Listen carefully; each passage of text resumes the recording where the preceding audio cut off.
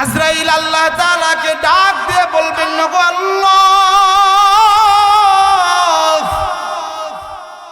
তোমার প্রিয় বান্দা তোমার জান্নাত দেখেছে, এরপরেও তার মন শান্ত হয় নাই। তখন আমার আল্লাহ মুস্কি মুস্কি হেসে বলবে, ও আজরাইল, আর দেরি করিস না, দেরি করিস না, আমার নূরের পর্দাটা সরাইয়া দে, আর আমার নূরটা আমার বান্দাকে দেখতে দে। একটু জোরে বলা যাবে না সুবহানাল্লাহ? আল্লাহ তাআলার অর্ডারে আল্লাহ তাআলার নূরের পর্দাটা সরাইয়া দিবে, আর আল্লাহর নূরটা বান্দা দেখবে। ওই সময় বান্দা মুস্কি মুস্কি হাসবে, আর আল্লাহ তাআলাকে তাকায়া তাকায়া দেখবো। আল্লাহ বলবা, আসো, ও আমার প্রিয় বান্দা তুমি আসো, ও আমার ইমানদার বান্দা তুমি আসো, তোমার সাথে আমি সাক্ষাৎ করব। এই যে তাকাবে তাকাবে আর মুস্কি মুস্কি হাসবো। ওই সময় আমার আল্লাহ আজরাইলকে বলবো, ও আজরাইল, আর দেরি করিস না, আমার বান্দার রূহটা এখন বের করে নি। আমার বান্দা তার কষ্ট অনুভব করবে না। একটু জোরে বলা যাবে না আল্লাহু আকবার?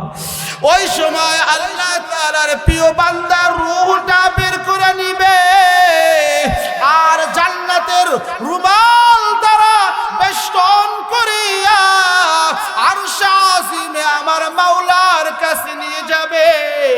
জান্নাতি ফেরেশতারা বলবে, ডাক দিবে, ও আজরাইল, আজ কার রূহটা তোমরা নিয়ে এসেছো? যেই রূহ দিয়া মিশক আম্বরের ন্যায় সুগন্ধি পায়। তখন আজরাইল ডাক দিয়া বলবে, সাধারণ কোন বান্দার রূহ না। বলে, এটা কার রূহ? বলে, এই রূহটা হলো আমার আল্লাহর খাস বান্দার রূহ। চ্যানেলটি সাবস্ক্রাইব করে আমাদের সঙ্গেই থাকুন। আল্লাহ পাক রব্বুল আলামিন বলেন, ইন্নাল্লাযীনা আমানু ওয়া আমিলুস সালিহাতি কানাত লাহুম জান্নাতুল ফিরদাউসি নুজুলা। একটু জোরে বলা যাবে না আল্লাহু আকবার? আল্লাহ পাক রব্বুল আলামিন বললেন, ও দুনিয়ার মুসলমান, আমি প্রতিটা আমার বান্দাকে দুটি সম্পদ দিয়েছি। বলে, এই দুটি সম্পদ যদি আমার বান্দা যদি আঁকড়ে ধরতে পারে, আর এই সম্পদ যদি আঁকড়ে ধরে ভালো রেখে যত্ন করে যদি আমার কাছে নিয়ে আসতে পারে, আমি আল্লাহ তাআলা এই দুটি সম্পদের বিনিময়ে তাকে আমি পুরস্কার দান করব। আল্লাহু আকবার। আমার আল্লাহ তাআলা বলেন, সেই সম্পদ কি কি? বলে, এক নাম্বার সম্পদ হলো ঈমান। ঈমান নামের যেই দৌলত আমাকে তোমাকে দিয়েছেন, সমস্ত মুসলমানদেরকে দিয়েছেন। যার ঈমান নাই, সে যদি দিনে 5 ওয়াক্ত নয়, যদি 50 ওয়াক্ত নামাজ পড়ে, যদি 100 ওয়াক্ত নামাজ পড়ে, এরপরেও কি ওই বান্দা ওই নামাজ দিয়া জান্নাতে যাইতে পারবে? পারবে? এই জন্য ঈমান এটা বহুত বড় দৌলত। জোরে বলেন ঠিক কি না? আল্লাহ ইচ্ছে করলে তোমাকে আমাকে হিন্দুর ঘরে জন্ম দিতে পারত।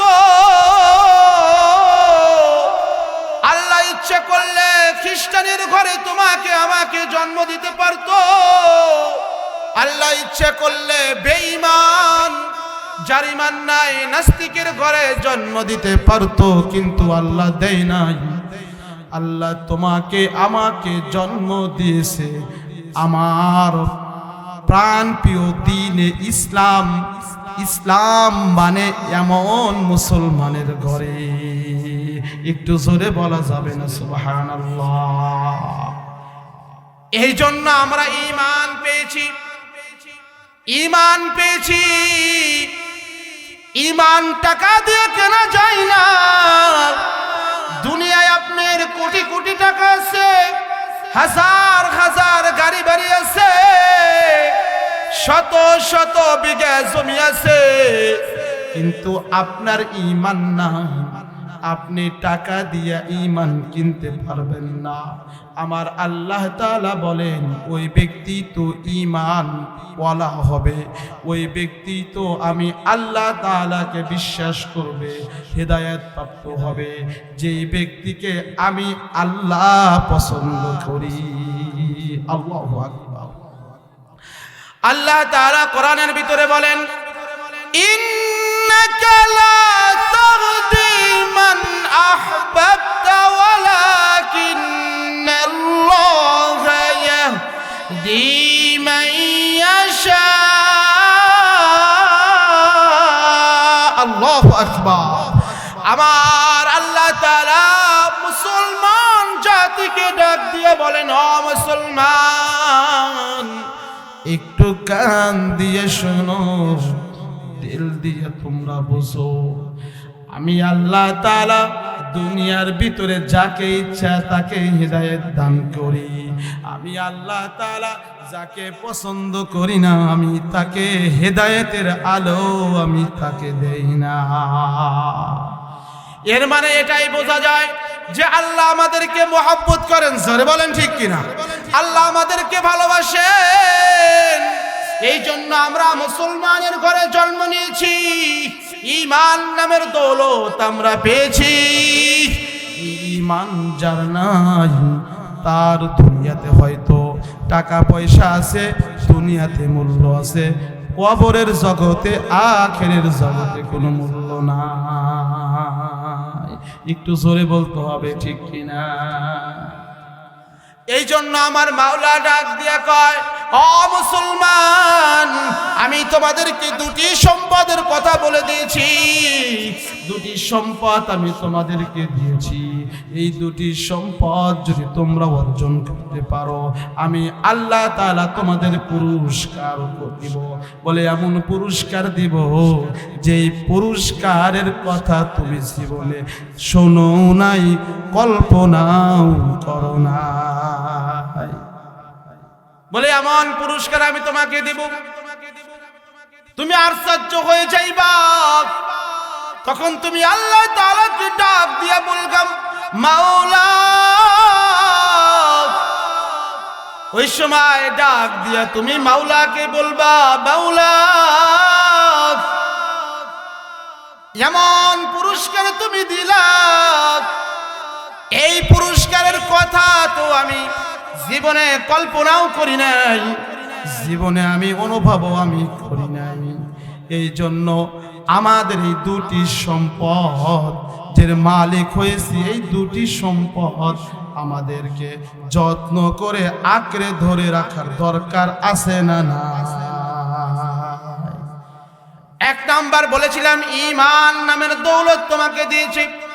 দ্বিতীয় নাম্বার ওয়া আমিলুস সলিহাত, নেক আমল। এই নেক আমল এটাও একটা সম্পদ। দুনিয়ার সমস্ত সম্পদগুলি তুমি ব্যাংকে জমা করো, তুমি টাকা পয়সাগুলা বাসায় নিয়ে তুমি আলমারির ভিতরে রেখে দাও। আমার আল্লাহ তাআলা বলেন, এই দুনিয়ার সম্পদের যে হিসাব তোমরা করো, এইখানে এমনও কিছু সলসতরি করা যায় যে হিসাবটা নিমিষেই এইটা 2 নম্বরে করা যায়, আছে না নাই? দুনিয়ায় তুমি টাকা পয়সা দিয়ে হিসাব পরিবর্তন করতে পারবা, দুনিয়ায় তুমি টাকা পয়সা জমা করবা, মৃত্যুবরণ করবা, ওই সম্পদ আর তোমার না, ওই সম্পদ তোমার হবে না। এই জন্যই একটা মাসালা আছে, যদি কোনো ব্যক্তি মৃত্যুবরণ করে, মৃত্যুবরণ করার পরে ওই ব্যক্তিটার পকেটে টাকা আছে, জনগণ বলতেছে এই ব্যক্তির ওয়ারিশ কারা, কাউকেই চেনা যায় না, ওয়ারিশ পাওয়াও যায় নাই। এরপরেও ওনার পকেটে যে টাকা আছে, এই টাকা দিয়েই কাফন দাফন করা সম্ভব।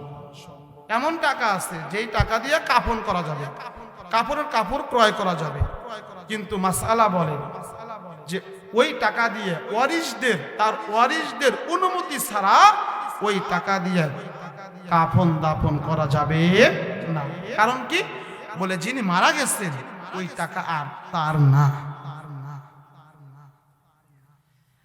তাহলে বোঝা গেল টাকা পয়সা মৃত্যুর পরে আমার থাকে না, কিন্তু আমার মাওলা বলেন ঈমান আর নেক আমল এইটা কেউ নিতে পারবে না। মৃত্যুবরণ তুমি আমি করব, যেই দিন আমার মৃত্যু হয়ে যাবে ওই দিন কেউ তোমার কাছ থেকে ঈমান নামের এই দৌলত, এই সম্পদ কেউ নিতে পারবে না। জোরে জোরে বলতে হবে ঠিক কিনা? তোমার নেক আমল তুমি করবা, এই হিসাব নিকাশ কেউ পরিবর্তন করতে পারবে না। বলে এই জন্য পরিবর্তন করতে পারবে না। এই হিসাব নিকাশের খাতা আর কলম দুনিয়ার কোনো ব্যক্তির কাছে নয়, এই হিসাব নিকাশ স্বয়ং আমার মাওলার হাতে। জোরে বলেন ঠিক কিনা? ওইখানে আপনি বলবেন কিছু টাকা দেবনি নাকি অঙ্ক বাড়াইয়া দেয়, সম্ভব? কথা শুনবেন। এই জন্য আমি আপনি ঈমান নামের দৌলত পেয়েছি। এখন এই ঈমানটা যেই পরিমাণ আছে এইটা আবার বাড়ে কমে, এই সম্পদ আবার বাড়ে কমে। যদি আপনি চর্চা না করেন, মাওলার হুকুম যদি আপনি না মানেন, মাওলার ইবাদত যদি আপনি না করেন, তাহলে আপনার এই ঈমান নামের দৌলত এটা কমে যাবে, অটোমেটিক কমে যাবে। আবার যদি মাওলার ইবাদত করেন, আমার আল্লাহ তাআলা বলেন সূরা আনফালের ভিতরে, ওয়াইযা তুলিয়াত আলাইহিম আয়াতুহু সাদাতুম ঈমানা। আল্লাহু আকবার। আমার আল্লাহ তাআলা ডাক দিয়ে কয়, যখন তোমরা কোরআন তেলাওয়াত করো, যখন তোমরা আমি আল্লাহ তাআলার জিকির করো, আমার নামকে যখন স্মরণ করো, অথবা যখন আমার আলোচনা করা হয়, তখন তোমরা ওই আলোচনা শোনার জন্য ঘর থেকে বাইরে আইসা তুমি সুন্দর কইরা শীতের ভিতর বসিয়া তুমি আলোচনা শোনো। আমার মাওলা ডাক দিয়া কয়, ওই বান্দার ঈমান আমি বাড়ায়া দেই। আল্লাহু আকবার। এই জন্য মুসলমান আমাদের সবাইকে আল্লাহ তাআলার যেই সমস্ত আলোচনা করা হয়, দ্বীনি আলোচনা করা হয়, কোরআন এবং হাদিসের আলোচনা করা হয়, এই আলোচনা শোনার দরকার আছে না নাই? আছে না নাই? এরা শুনলে কি ক্ষতি হবে? জোরে বলেন, ক্ষতি হবে? এটা শুনলে ক্ষতি হবে, কারণ এটা শুনলে আমাদের ঈমান তাজা হবে। সুবহানাল্লাহ। নেক আমল এটা বেশি বেশি করতে হবে। আপনি নামাজ পড়বেন, আপনার ঈমান বৃদ্ধি পাবে, সম্পদের তালিকায় আপনার সম্পদ বাড়তে থাকবে। আর যদি ঈমান না থাকে, নেক আমল না থাকে, তাইলে এই দুনিয়া থেকে যেদিন তুমি চলে যাইবা, ওই দিন বুঝে আসবে ঈমান আর নেক আমল এটা কত বড় সম্পদ। দুনিয়ার ভিতরে একটা উদাহরণ দিলে বুঝবেন। আপনি একটা গাড়ি কিনেছেন, গাড়ি কেনার পরে শোরুমওয়ালা বলবে, ভাই তুমি গাড়ি ক্রয় করলা, দেশের একটা নিয়ম আছে যে গাড়ি কেনার পরে গাড়ির কাগজ দরকার। জোরে বলেন ঠিক কিনা? কেউ মোটরসাইকেল কেনে না? মোটরসাইকেল কেনার পরে আপনার তার পিছনের একটা কাগজ দেখেন না, লাইসেন্স করা হয়, তাই না? এই লাইসেন্স করতে হবে। এটা ছাড়া যদি আপনি রাস্তায় চলেন, পুলিশ যে কোনো টাইমে আপনাকে অ্যাটাক করবে। তাহলে 1 নাম্বার, আগে মোটরসাইকেলের কাগজপাতি করতে হবে।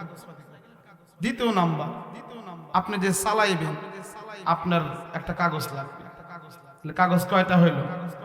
2টা। আপনার একটা আছে, মোটরসাইকেলের কাগজপাতি আছে, পুলিশের কাছে যাইবেন, কাগজপাতি আপনি দেখবেন সব ঠিক, বলে আপনারটা দিতে পারবেন না, 5,000 টাকা জরিমানা। করে কি করে না? করে।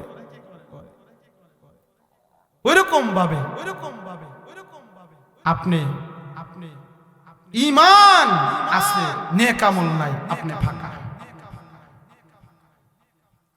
আবার ঈমান একেবারেই নাই, নেক আমল ভর্তি, তাহলে তো কোনো কথাই নাই। ঈমান থাকলে তাও আল্লাহ তাআলা কোনো দিনকার দিন সাজা দিয়া দিয়া দিয়া দিয়া পোড়ায়া আল্লাহর যখন ইচ্ছা হবে তখন হয়তো আমাকে আপনাকে জান্নাতের দরজা দিয়ে প্রবেশ করাইবে, ঈমান যদি থাকে। আর যদি না থাকে তাহলে আর কোনো কথা নেই। এই জন্য আল্লাহ তাআলা বলেন, যারা ঈমানদার, যাদের ঈমান আছে, আমি আল্লাহ তাআলা তাদের কাছে যখন আমি আজরাইল নামক মৃত্যু ফেরেশতা আমি পাঠাইব তাদের কাছে, আমি এমন কইরা পাঠাইমু যে আমার বান্দার জান কবজ করবে, আমার জান বান্দার রূহটা বের করবে, আমার বান্দা বুঝবে না। একটু জোরে বলা যাবে না আল্লাহু আকবার? আমার মাওলা ডাক দিয়া কয়, ও ইসরাঈল, আজ আমি তোমাকে এমন একটি বান্দার কাছে আমি পাঠাইবো, এমন বান্দার কাছে আমি তোমাকে, এমন বান্দার নিকটে আমি পাঠাবো যে বান্দাটা কিন্তু সাধারণ কোনো বান্দা নয়, যে বান্দা আমি আল্লাহর পাগল পারা বান্দা। আল্লাহু আকবার। তখন আজরাইল বলে, ওগো আল্লাহ, তাইলে আমি কি করব? আল্লাহ পাক রব্বুল আলামিন সুন্দর করে আজরাইলকে বলিয়া দেয়, আমি তোমাকে যেই কথাগুলো শিখাইয়া দিব ওই কথাগুলো আমার বান্দাকে বলবা। আজরাইল ডাক দিয়া কয়, ও আরশের মালিক, আপনি আমাকে শিখাইয়া দেন আমি কি কথাগুলো বলবো তোমার প্রিয় বান্দার কাছে। আল্লাহ তাআলা বলে দিলেন, ও আজরাইল, তুমি যখন আমার বান্দার নিকটে যাইবা, আমার বান্দাকে আমার সালাম জানাইবা। আল্লাহু আকবার। তুমি সালাম জানাইবা, সালামের উত্তর প্রদান করার পরে আমার বান্দাকে বলবা আমি আল্লাহ তাআলার কথা। মাওলা কি বলবো? বলে বলবা যে আল্লাহ তোমার সাথে সাক্ষাৎ করতে চায়, আল্লাহ তোমার সাথে সাক্ষাৎ করতে চায়। আর এই সাক্ষাতের জন্য একটা নিয়ম তোমাকে ফলো করতে হবে, আর সেই নিয়মটাই হলো একমাত্র মৃত্যু। জোরে বলেন না ঠিক কিনা? এই কথা যখনই আল্লাহ তাআলা শিখাইয়া দিলেন, আজরাইল আলাইহিস সালাতু ওয়াস সালাম প্রিয় বান্দার নিকটে হাজির। বান্দাকে সালাম দিলেন। সালাম বিনিময় শেষে আজরাইল ওই যে মুমিন বান্দাকে বললেন, ও আল্লাহর প্রিয় বান্দা, আমি তো তোমার রূহটা নিয়ে যেতে এসেছি আল্লাহর অর্ডারে, আর আল্লাহ তোমার সাথে সাক্ষাৎ করবে। এই সময় ওই প্রিয় বান্দা বলবে, না না না, আল্লাহ আমার সাথে সাক্ষাৎ করবে এইটা তো পরের কথা। আমি দুনিয়াতে এই জন্য আমল আমি করি নাই, দুনিয়াতে এই জন্য আমি কনকনা শীতের ভিতরে আমি ফজর নামাজ পড়ি নাই, দুনিয়াতে এই জন্য আমি কনকনা শীতের ভিতরে আল্লাহ তাআলার আলোচনা আমি শুনি নাই। আমি দুনিয়াতে এই জন্য আমি গরিব ছিলাম, আমার সামনে দিয়ে অনেকজন কত ভালো মন্দ খানা খাইছে, হারাম ভাবে কামাই কাজে করেছে, কিন্তু আমি বান্দা করি নাই। আমি বান্দা তো এই জন্য আমল করেছি যে স্বয়ং এখন আমার মাওলা আমার সাথে সাক্ষাৎ করতে হবে। আল্লাহু আকবার। তখন আজরাইল আল্লাহ তাআলাকে বলে, ও আল্লাহ, তোমার তে বান্দা তো একদম জেদি বান্দা, এই কথা বলে, তোমার সাক্ষাৎ চায়, তোমাকে দেখতে চায়। কয় তাইলে তুমিই করো, জান্নাতের পর্দাটা সরায়া দাও। আল্লাহু আকবার। আল্লাহ বলবেন, আজরাইল তুমি জান্নাতের পর্দা সরায়া দাও। আল্লাহ তাআলার অর্ডারে জান্নাতের পর্দা সরায়া দিবে। বান্দার চক্ষু আর জান্নাতের নাজ নিয়ামত একেবারে খোলাসা হয়ে যাবে, বান্দা দেখবে। আর ওই সময় জান্নাতের হুরগুলি তাকে স্বাগতম জানাইব, আহলান সাহলান, আসো আমাদের, আসো আল্লাহর প্রিয় বান্দা, আসো, তোমার জন্য আমরা অপেক্ষায় আছি। এরপরেও বান্দা বলবে, না আজরাইল, সম্ভব নয়, আমি আমল জান্নাত পাওয়ার জন্য করি না, আমি আমল করেছি আমার মাওলাকে পাওয়ার জন্য। ও আজরাইল, না না, আমি আমার মাওলাকে যতক্ষণ না পর্যন্ত পাবো ততক্ষণ না পর্যন্ত আমার রূহকে আমি বের করতে দেব না।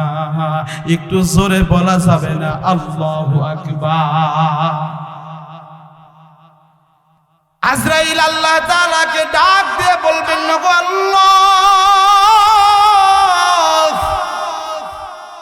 তোমার প্রিয় বান্দা তোমার জান্নাত দেখেছে, এরপরেও তার মন শান্ত হয় নাই। তখন আমার আল্লাহ মুস্কি মুস্কি হেসে বলবে, ও আজরাইল, আর দেরি করিস না, দেরি করিস না, আমার নূরের পর্দাটা সরায়া দে, আর আমার নূরটা আমার বান্দাকে দেখতে দে। একটু জোরে বলা যাবে না সুবহানাল্লাহ।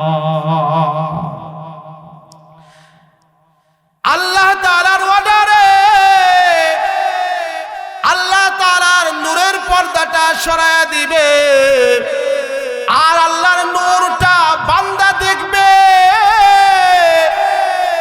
ওই সময় বান্দা মুস্কি মুস্কি হাসবে, আর আল্লাহ তাআলাকে তাকায়া তাকায়া দেখব।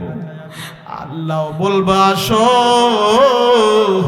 ও আমার প্রিয় বান্দা তুমি আসো, ও আমার ইমানদার বান্দা তুমি আসো, তোমার সাথে আমি সাক্ষাৎ করব। এই যে তাকাবে তাকাবে আর মুস্কি মুস্কি হাসবো।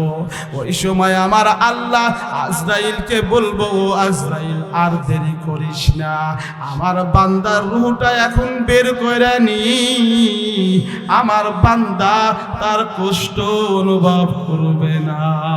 একটু বলে জোরে বলা যাবে না আল্লাহু আকবার।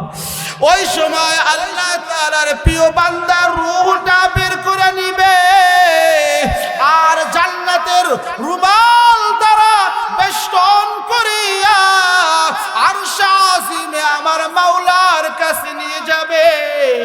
জান্নাতি ফেরেশতারা বলবে, ডাক দিবে, ও আজরাইল, আজ কার রূহটা তোমরা নিয়ে এসেছো, যেই রূহ দিয়া মিশক আম্বরের ন্যায় সুগন্ধি পায়। তখন আজরাইল ডাক দিয়া বলবে, সাধারণ কোন বান্দার রূহ না। বলে, এটা কার রূহ? বলে, এই রূহটা হলো আমার আল্লাহর খাস বান্দার রূহ। একটু জোরে বলা যাবে না, জোরে আল্লাহু আকবার। ওই সময়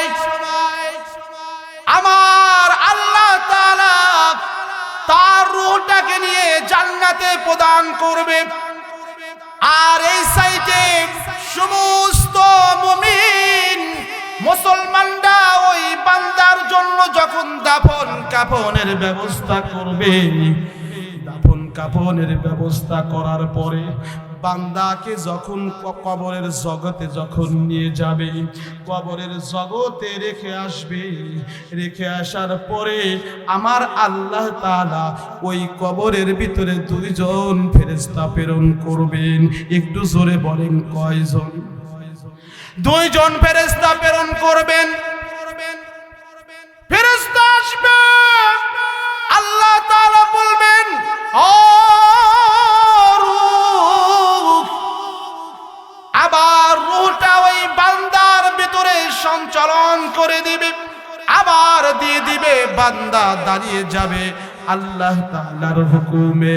ফেরেশতারা বলবে কুম বিইذনিল্লাহ, কুম দাঁড়ায় যাও, বিইذনিল্লাহ, আল্লাহর অনুমতিতে তুমি দাঁড়ায় যাও। আবার দাঁড়ায় যাবে। ওই সময় বান্দাকে বলবে তুমি দুনিয়াতে অনেক ঘোরাফেরা করেছো, আল্লাহ তোমাকে 50 থেকে 60 বছর 70 বছর তোমাকে সময় দিয়েছিল, তুমি কি করেছো? তোমার আমলনামা দাও, তোমার কাগজ পাতিগুলো আমাকে দাও। আল্লাহর কসম করে বলি রে ভাই, ও আমার যুবক ভাইরা, ও আমার মুসলমান ভাইরা, বাবাজিরা, একটু বুঝিয়া নাও। ওই সময় যদি তোমার এই দুটি সম্পদ যদি থাকে, 1 নাম্বার যদি ঈমান থাকে, 2 নাম্বার যদি নেক আমল থাকে, আল্লাহর কসম ওই সময় তোমার কোনো টেনশন না। ওই যে দেখো না, দুনিয়াতে যদি তোমার গাড়ির কাগজ থাকে আর তোমার কাগজ থাকে, রাস্তায় চলবা, রাস্তায় যদি পুলিশও দাঁড়ায় তোমার কোনো টেনশন নাই। যদি তোমার সামনে যদি র্যাব দাঁড়ায় কোনো টেনশন নাই। তোমার সামনে যদি ম্যাজিস্ট্রেট দাঁড়ায় তোমার কোনো টেনশন নাই। তুমি গন্তব্যে পৌঁছাইয়া যাইবা। আর ওই কবরের ময়দানে তোমার যদি 2টি কাগজ থাকে, 1 নাম্বার যদি ঈমান থাকে, 2 নাম্বার যদি নেক আমল থাকে, আল্লাহর কসম কবরেও তোমার কোনো টেনশন নাই। একটু জোরে বলতে হবে ঠিক কিনা? খারাপ লাগতেছে না? খারাপ লাগতেছে না? ওয়াজ কি একেবারেই খারাপ হয়? একটু ভালো হয় না? হ্যাঁ, ওয়াজ কইরেই ছাড়ু, আপনারা পছন্দ করেন আর না করেন, যে পর্যন্ত সময় আছে কইরেই ছাড়ু। আর কত শুনবেন? প্রতি জুমাই শোনেন, তাই না? কিন্তু এভাবে কিন্তু শোনেন নাই। জোরে বলেন ঠিক কিনা? এই জন্য 9টায় নিয়ে আসবেন, 9টায় নিয়ে আসবেন। আইসা কে বলে যান, নিয়ে যান, এই পাশে গেছে। এই জন্য ভাই, আমরা যারা এখানে এসেছি, আমার ওয়াজ এটা বুঝতেই হবে, শুরু থেকে শেষ পর্যন্ত ওয়াজ বুঝবেন, কোনো টেনশন নেই। আমার একটাই এত কথা বলতেছি 2টো জিনিস বোঝানোর জন্য, যে আমাদের আর যাই হোক এই 2টি সম্পদ আমাদের ঠিক করতেই হবে, ঠিক করতেই হবে। জোরে বলেন ঠিক কিনা? এই পুঁজি আমাদের বাড়াইতে হবে। ঈমান নেক আমল, ঈমান নেক আমল, আর কোনো টেনশন নাই। এটা আমি বলতেছি না, আল্লাহ বলেন। আমার মাওলা ডাক দিয়া কয়, ইন্নাল্লাযীনা ক্বালু রাব্বুনা আল্লাহু সুম্মা ইসতাকামু তাতানাজ্জালু আলাইহিমুল মালাইকা, আল্লাহু আকবার, আল্লা তাখাফু ওয়া লা তাহজানু ওয়া আবশিরু বিল জান্নাতিল্লাতী কুনতুম তুআদুন। আল্লাহু আকবার। আমার আল্লাহ তাআলা ডাক দিয়ে কয়, যে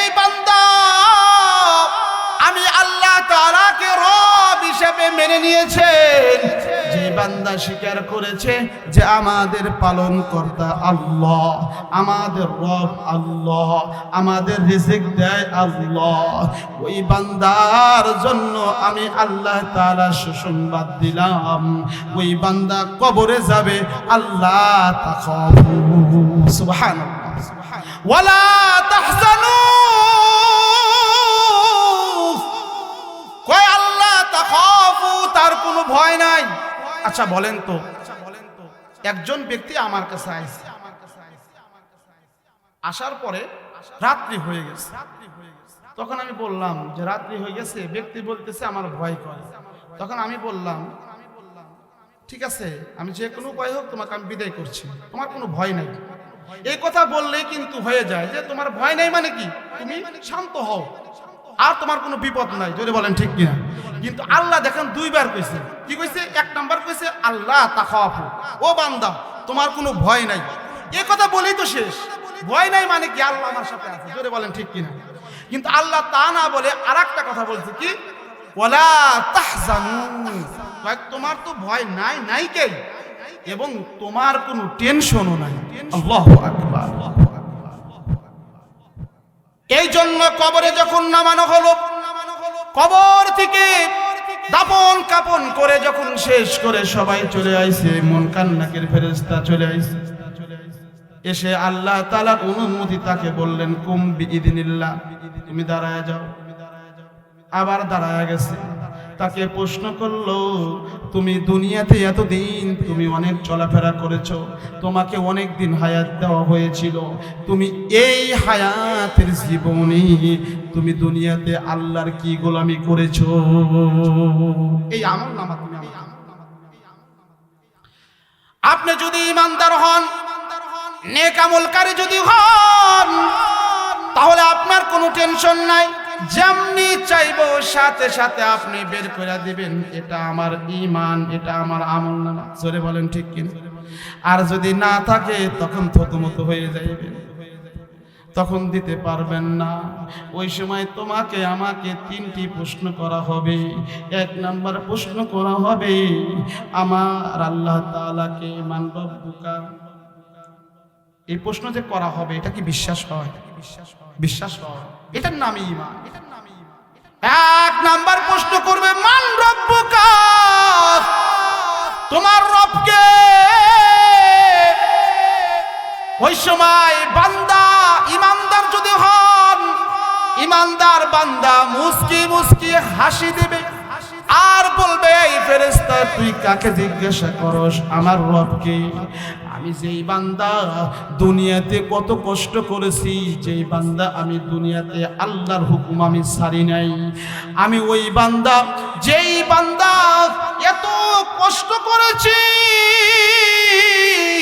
এরপরেও আমি মাওলার ইবাদত আমি ছাড়ি নাই। আমি তো সাধারণ কোনো বান্দা নয়, আমি আল্লাহ প্রেমিক বান্দা। আমি 60-70 বছর আমি মাওলাকে একটা সেকেন্ড আমি ভুলি না। আর ওই বান্দা 3.5 হাত মাটির নিচে এসে আমি কি ওই মাওলাকে ভুলে গেছি?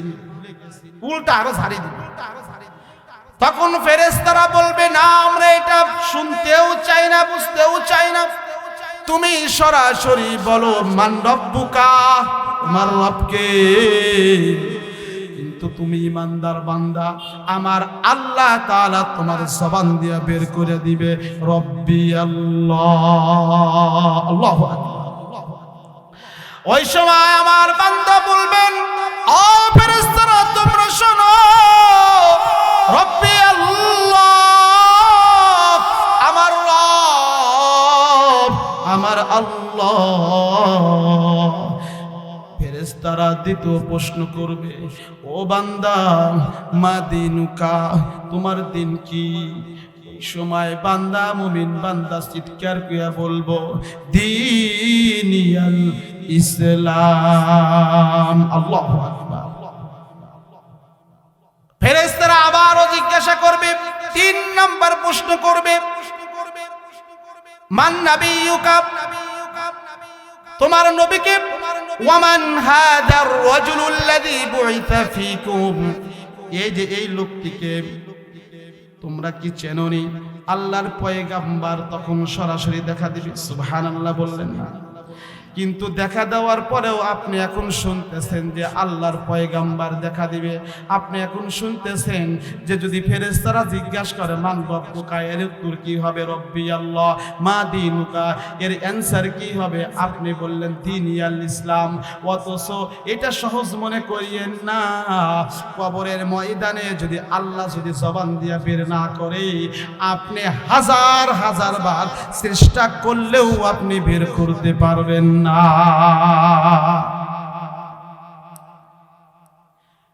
এই জন্য আমার মাওলা ডাক দিয়ে কয়, ওই বান্দাই অ্যানসার দিতে পারবে সেই বান্দা দুনিয়াতে ঈমানদার হবে, বান্দা দুনিয়াতে নেক আমলকারী হবে, ওই বান্দাই দিতে পারবে, এছাড়া অন্য কেউ দিতে পারবে না।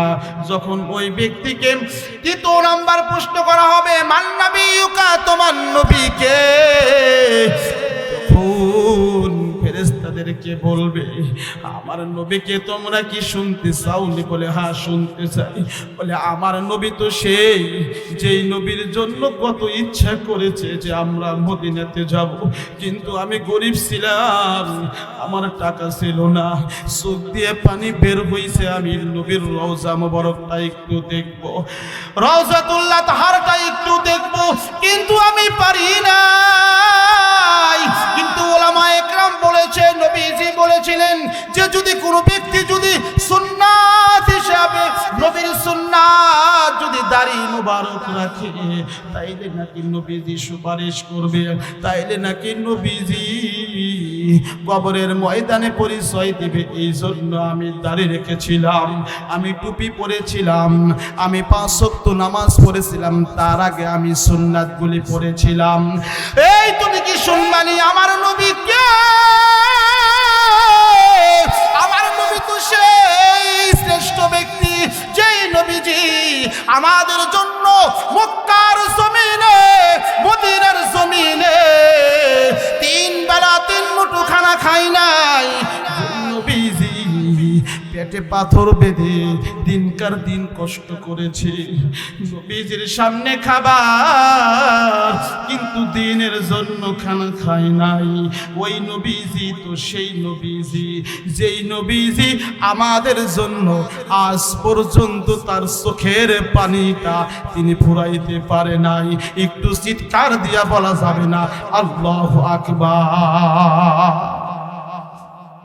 এমন নবীর উম্মত যেই নবী মক্কার ওয়ালিতে গলিতে ঘুরে ঘুরে আল্লাহ তাআলার কালামুল্লাহ কোরআনের দাওয়াত দিয়েছেন, ইসলামকে প্রচার করেছেন। প্রচার করতে গিয়ে কাফেরদের হাতে নির্যাতিত হয়েছেন। ওই নবীকে আমরা কেমনে বলি? বলে আমাদের নবী হলো সেই দরদ নবী হযরত মুহাম্মদ মুস্তাফা সাল্লাল্লাহু আলাইহি ওয়াসাল্লাম। একটু জোরে বলেন না সুবহানাল্লাহ। আর যদি আপনি ইমানদার না হন, যদি আপনি ইমানদার না হন, আমার আল্লাহ তাআলা বলেন কবরে তুমি ওই সমস্ত বান্দাদের লাশ যখন দেখে আসবা, ওই সময় মুনকার নেকির চলে আসবে। মুনকার নেকির আসার পরে যখন তোমাকে প্রশ্ন করা হবে, তখন তুমি বুঝবা না, বুঝবা না। যখন তুমি শুধু এক কথাই বলবা লা আদরি লা আদরি লা আদরি লা আদরি, আমি তো কিছুই জানি না, কিছুই জানি না, তখন ওই বান্দাকে তার আমল নামা দেখানো হবে। ওই বান্দা তখন আমল নামাগুলো দেখবে, আর যখন দেখবে ছোট থেকে ছোট বড় থেকে বড় গুনাহগুলি তার আমল নামায় লেখা আছে, তখন আমার আল্লাহ তাআলা বলবেন, ও বান্দা তুমি কি দুনিয়াতে শোনো নাই আমি যেই সব কিছুই আমি শুনি, দুনিয়াতে তুমি যেটা দেখো না ওইটা আমি দেখি। জোরে বলেন ঠিক কিনা? দুনিয়াতে তুমি যেটা শোনো না ওইটা আমি শুনি, দুনিয়াতে তুমি যেটা বোঝো না ওইটা আমি বুঝি। আমার আল্লাহ তাআলা বলেন, লা ইউগাদিরু সাগীরাতান ওয়ালা কাবীরাতান ইল্লা আহসাহা। আল্লাহু আকবার। আমার আল্লাহ তাআলা বললেন, দুনিয়াতে ছোট থেকে ছোট, বড় থেকে বড় যত রকমের তোমাদের গুনাহ আছে আর নেকি আছে, আমি আল্লাহ একটাও আমি ছেড়ে দেব না। আমি এই জন্য ছাড়ব না কারণ আমি আল্লাহ হলাম ইনসাফ। আমি আল্লাহ তো বিচারে ইনসাফ, আমি কখনো বেআইনি করতে পারি। এই জন্যই যার ঈমান নাই তাকে যখন আমল নামা দেখাবে তখন বলবেন, লা ইউগাদিরু সাগীরাতান ওয়ালা কাবীরাতান ইল্লা আহসাহা। ছোট থেকে ছোট, বড় থেকে বড় গুনাহগুলিও যখন সে দেখবে তখন বলবে, আমি তো কিছুই বুঝি না, কিছুই বুঝি না। আমার আল্লাহ তাআলা বলবেন, ওই ব্যক্তির কাফনের কাপড়টা খুলিয়া দে, কাপড়ের কাপড় খুলিয়া দে। ফেরেশতারা বলবেন, কি করব আল্লাহ? তখন জাহান্নামী ফেরেশতাদেরকে পাঠাবে, আর জাহান্নামী ফেরেশতারা এসে তার কাফনের কাপড়গুলো খুলে আল্লাহ তাআলা বলবেন, আমার এই বদকার বান্দাকে তুই জাহান্নামের পোশাক পরায়া দে। একটু জোরে বলেন না নাউজুবিল্লাহ। জাহান্নামের পোশাক গুলো তাকে পরানো হবে, আর আমার আল্লাহ তাআলা বলবেন, এই বদকার বান্দার জন্য এই কবরটা এমন সংকীর্ণ করিয়া দে যেই সংকীর্ণের ভিতরে থাকা সম্ভব নয়। কিতাবে আছে কবর ওই বান্দাকে এমন ভাবে চাপা দিবে, এমন ভাবে চাপা দিবে, ওই চাপা দেওয়ার কারণে এই বাহুর হাড় আর এই বাহুর হাড় গুলি মিলিয়া যাবে। নাউজুবিল্লাহ। বান্দা চিৎকার করে ডাক দিবে, আল্লাহ আমি এমন অপরাধ করেছি দুনিয়াতে গো আল্লাহ, আমি বুঝি নাই, আমি বুঝি নাই। আল্লাহ একটু ক্ষমা করে দেওয়া যায় না? আল্লাহ এই শাস্তি আমি কেমনে সহ্য করব? আমার আল্লাহ তাআলা তখন ডাক দিয়া বলবে, ও আমার জাহান্নামী ফেরেশতারা, এই আযাব দিয়ে কাজ হবে না, তার কবরে তোমরা সাপ ফিট করিয়া দাও। আল্লাহর পয়গম্বর বলেছেন, 99 ওই কবরের ভিতরে সর্বনিম্ন 99টি সাপ দেওয়া হবে। ও আমার কলজের টুকরা বাবাজিরা, যুবক ভাইরা, সুন্দর করে শুনবেন। কে সহ্য করতে পারবেন এমন আযাব?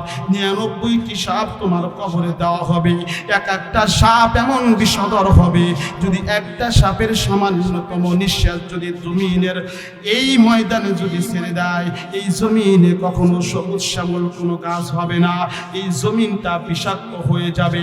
আমার আল্লাহ তাআলা ডাক দিয়ে কয়, ও আমার জাহান্নামী ফেরেশতারা, ওই কবরে সাপের ব্যবস্থা করিয়ে দাও। আল্লাহর পয়গম্বর বলেন, যখন 99টি সাপ তাকে দেওয়া হবে, সমস্ত সাপগুলি যখন তোমাকে আমাকে সুন্দর করে পেঁচায়া নিব, এই পর্যন্ত পেঁচায়া বুক পর্যন্ত পেঁচাইব। পেঁচানোর পরে এক একজন দংশন করবে। একজন বলবো, আমি কে, তুমি কি জানো? বলে, লা আদরি, লা আদরি। বলে, আমি হইলাম ওই যে দুনিয়াতে তুমি নামাজ কামাই দিয়েছিলা, আমি নামাজ, তুমি আমাকে যত্ন করো নাই। যখন আল্লাহর ঘর থেকে যখন হাইয়া আলাস সালাহ, হাইয়া আলাল ফালাহ, যখন কর্ণকহ তোমার কর্ণকহরে ঢুকেছে, তুমি স্রাষ্টালে বসেছিলা, কিন্তু আল্লাহর ডাকে তুমি সাড়া দাও নাই। আর একজন বলবে, আমি কে, তুমি কি জানো? তখন ওই সাপ, তখন ওই বান্দা বলবে, লা আদরি, আমি কোনো কিছুই জানি না। তখন ওই সাপটা বলবে, আমি হলাম এই সাপ, তোমার অনেক সম্পদ হয়েছিল, তুমি সম্পদের যাকাত সঠিক মতো আদায় করো নাই, আমি সেই তোমার সম্পদ, আজ সেই সম্পদ হয়ে তোমাকে আমি দংশন করব। দ্বিতীয় সাপ যখন বলবে, আমি কি, তুমি কি জানো? লয় বান্দা বলবেন, লা আদরি, লা আদরি, আমি তো চিনি না, আমি কি কোনো কিছুই বুঝি না। তখন ওই সাপ বলবো, আমি তোমার কাছে বছরে একবার আমি আগমন করেছিলাম। বলে কি?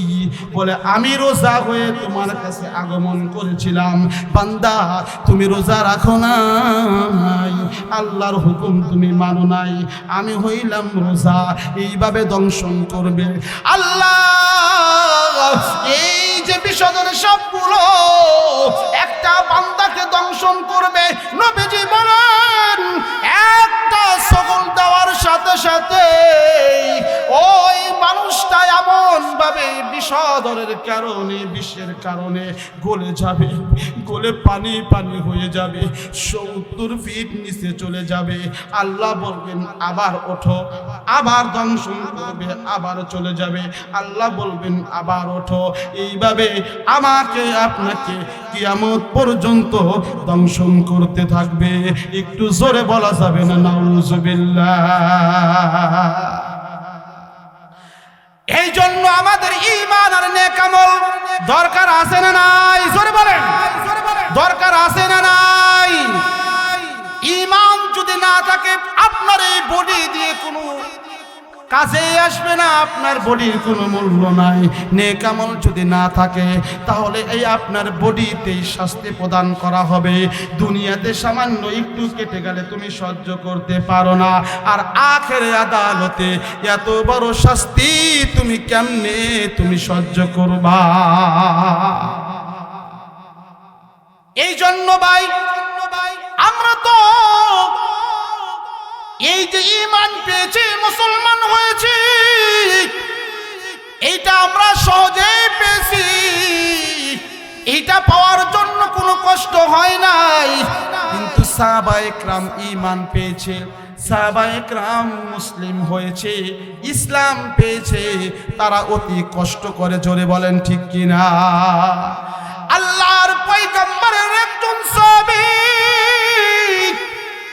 হযরত খাব্বাব রাদিয়াল্লাহু তাআলা আনহু এমন একজন সাহাবী ছিলেন, যিনি ঈমান পাওয়ার জন্য অনেক কষ্ট করেছেন। একদিন আল্লাহর পয়গম্বরের সাথে সাক্ষাৎ হলো। আল্লাহর পয়গম্বরের কাছে বলতেছে, ওগো আল্লাহর পয়গম্বর, একটু আমার জন্য দোয়া করিয়েন, একটু আমার জন্য আল্লাহ তাআলার কাছে সাহায্য চাইেন।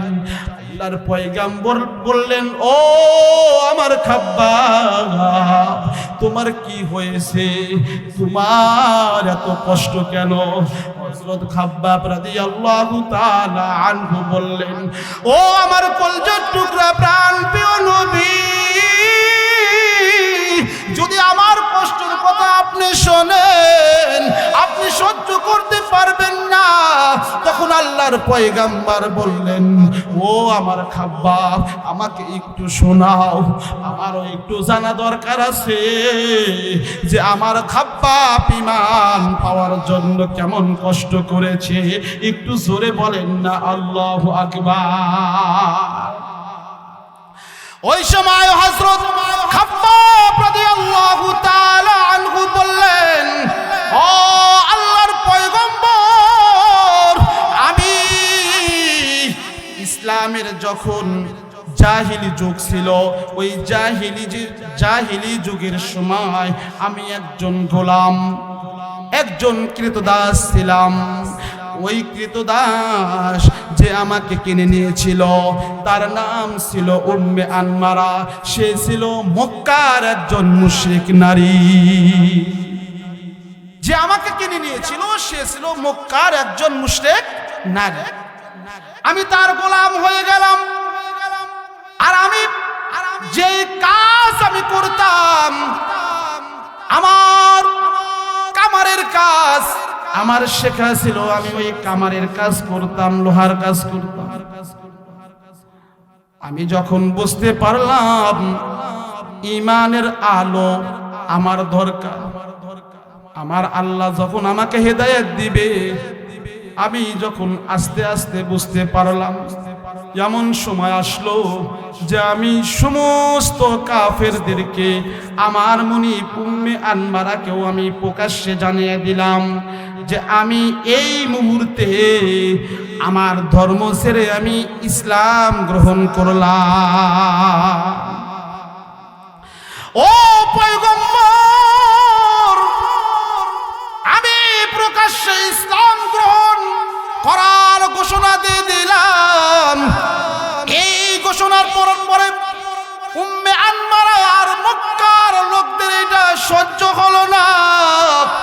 তখন আমার কাছে সবাই আসলো আর বলল, খাব্বাব তুমি তো আমাদের গোলাম, তুমি প্রকাশ্যে ইসলাম গ্রহণ করার ঘোষণা দিয়েছো, এই মুহূর্তে তুমি যদি না ছাড়ো তাহলে কিন্তু তোমাকে শাস্তি দেওয়া হবে। খাব্বাব বলেন, আমি যে ইসলাম গ্রহণ করেছি এইটাই ছিলই আমার অপরাধ, অন্য কোনো অপরাধ ছিল না। ও পয়গম্বর,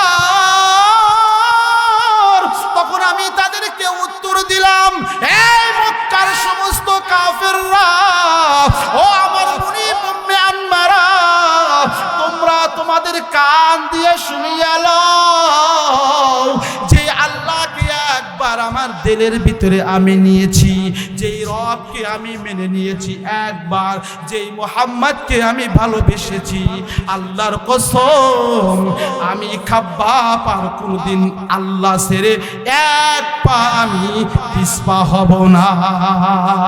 আল্লাহু আকবার।